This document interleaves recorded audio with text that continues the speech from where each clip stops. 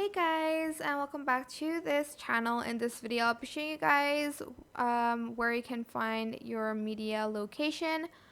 For instance, you want to know where the song has been where this media has been saved in.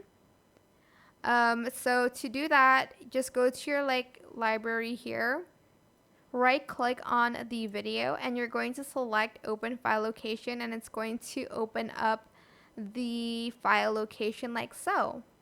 And that is pretty much it, really. It's that simple to find where your media location is at. You can also do it with photos as well. Ta-da.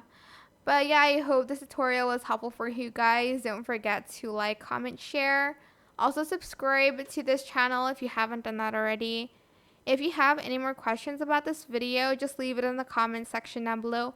I will try my best to answer them all for you guys. And if you found this video helpful, please click the thanks button above the description box down below. Thank you so much for watching. Bye.